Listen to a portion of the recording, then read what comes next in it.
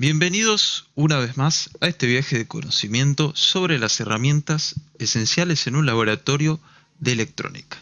En esta ocasión estaremos hablando sobre el equipo generador de señal. El generador de señal es, sin exagerar, el latido fundamental de cualquier laboratorio de electrónica. Este equipo auxiliar es el encargado de producir las señales eléctricas que actúan como estímulo, permitiéndonos probar y evaluar el comportamiento de casi cualquier sistema o subsistema electrónico. Dado que las necesidades de estímulo varían enormemente a su aplicación, desde la radiofrecuencia hasta los buses de datos digitales, estos equipos se han especializado mucho en estas diferentes áreas. Hoy exploraremos las tres grandes familias de generadores de señal: los generadores de función, los sintetizadores de frecuencia y las fuentes digitales de señales, que incluyen a los generadores de funciones digitales y a los generadores de datos. Comencemos con el pionero, el generador de función analógico. Estos equipos se utilizan principalmente cuando necesitamos generar señales de baja o media frecuencia con formas de onda que deben ser casi ideales. Su objetivo es generar señales continuas en el tiempo, como las senoidales, cuadradas y triangulares. Son ideales para aplicaciones analógicas y sensores que exigen señales precisas y sin distorsión. En cuanto a sus usos específicos, los generadores analógicos permiten generar señales continuas en el tiempo. Las formas de ondas típicas que producen son las ya mencionadas. Por ello, se utilizan ampliamente en aplicaciones de prueba y medición, especialmente en el análisis de sistemas de comunicación analógicos. Una de sus grandes ventajas es que ofrecen una señal suave y continua y pueden tener alta resolución y precisión. Generalmente, su precio de partida es inferior al de un generador de función digital. En el corazón de su arquitectura encontramos el oscilador controlado por tensión o VCO. Este bloque es fundamental porque se utiliza para generar la forma de onda base, una señal triangular de frecuencia variable. Las señales triangulares y cuadradas se obtienen directamente de este circuito, pero para obtener la señal sinusoidal, el circuito requiere un bloque especializado, el sintetizador sinusoidal. Este sintetizador toma la onda triangular, una rampa, y la moldea, utilizando una serie de celdas básicas y amplificadores operacionales. Lo que realiza es modificar la pendiente de la rampa triangular por tramos, aproximándola a la forma suave de una sinusoide ideal. Estos equipos se caracterizan por ofrecer un control simple e instantáneo de la frecuencia y la amplitud, y la frecuencia máxima de trabajo es la misma para todas sus señales estándar, es decir, la sinusoidal, la triangular y la rampa. Un generador de función analógico se caracteriza por ofrecer un control simple e instantáneo, tanto en la frecuencia como de la amplitud. Otras características operacionales clave incluyen que la forma de onda es seleccionable entre sinusoidal, triangular y rectangular. Tanto para las señales sinusoidales como triangulares y de rampa, la frecuencia máxima de trabajo es la misma. También se permite el control del ciclo de trabajo, conocido como duty cycle, y de la señal de salida. Ofrecen el control de nivel de offset de continua en la salida. Y también cuentan con capacidad de control externo de la frecuencia de salida, lo que permite funciones como la modulación FM o los barridos. Permiten el control externo de la amplitud de salida para modulación AM o ráfagas. Y la impedancia de salida es seleccionable, por ejemplo, son de 50 ohms o alta impedancia. Poseen también una salida auxiliar de nivel lógico como TTL o CMOS. A pesar de sus ventajas en precisión analógica, es importante reconocer las limitaciones que tienen estos generadores, especialmente al compararlos con sus contrapartes digitales. Como desventajas encontramos que están limitados en la generación de señales complejas, generalmente suelen ser más costosos y voluminosos que los generadores de función digital y, por diseño, no son adecuados para aplicaciones digitales. En resumen, el generador de función analógico es una herramienta robusta basada en un VCO y síntesis a partir de una sola forma de onda triangular, que es ideal para obtener señales continuas y precisas en entornos de baja a media frecuencia y para el análisis de sistemas puramente analógicos. Cuando nuestro foco se traslada a las frecuencias altas, como en radiofrecuencia o comunicaciones, y la necesidad primordial es una estabilidad y precisión extremas, recurrimos a los sintetizadores de frecuencia. Estos generadores se basan en un oscilador de cristal de precisión, que actúa como una referencia maestra, mediante varios circuitos de proceso. La frecuencia de salida se convierte en un múltiplo entero o fraccionario de esta frecuencia de referencia, lo que le confiere una gran estabilidad y precisión. El conjunto de frecuencias de salida, por naturaleza, es discreto. Existen dos tipos principales de sintetizadores de frecuencia, con claras compensaciones entre ellos. Están los de síntesis directa, donde esta técnica es puramente digital. Usan divisores, multiplicadores y mezcladores, a su vez que muchas etapas de filtrado.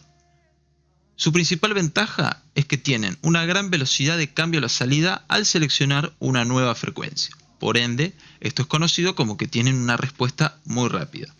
Sin embargo, son más costosos de implementar y si se buscan altas resoluciones, pueden presentar problemas de discontinuidad de fase o señales espurias. Para ello, existen otra rama de sintetizadores conocidos como síntesis indirecta, donde emplean circuitos de enganche de fase, conocidos como PLL, Phase Locked Loop, que son más económicos de implementar, ya que utilizan técnicas de síntesis más simples. La limitación funcional del PLL, sin embargo, restringe la velocidad de respuesta del sistema, lo que puede resultar en tiempos de estabilización de la frecuencia de salida del orden de milisegundos.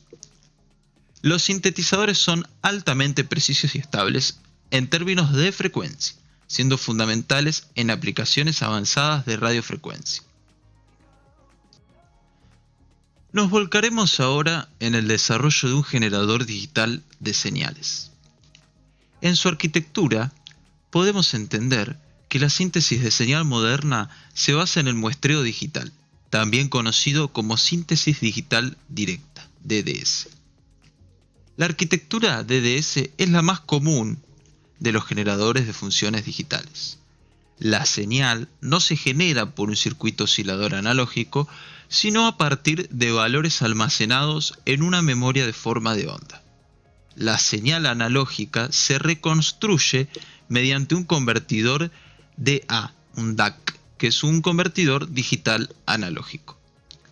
Una gran ventaja del DDS es que obtiene su frecuencia de un oscilador de cristal de cuarzo altamente estable, lo que proporciona una mayor exactitud y estabilidad en frecuencia en comparación con un generador analógico. Los 4 bloques esenciales que podemos encontrar en una síntesis digital directa se basan en primer lugar, el acumulador de fase.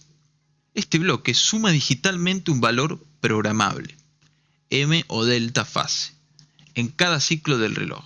Esto determina el salto de fase y por ende determina la frecuencia de salida. Luego podemos encontrar un convertidor de fase a seno.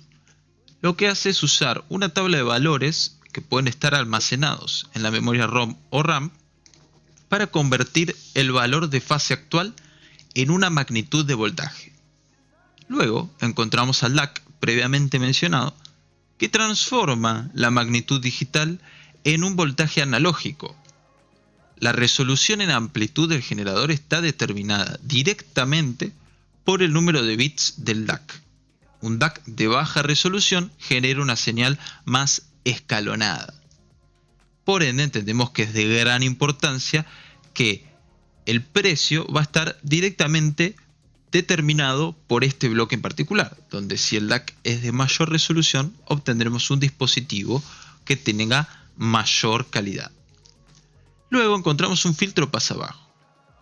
La conversión digital analógica genera una señal en escalera, que crea imágenes de señal original en múltiplos de la frecuencia de muestreo.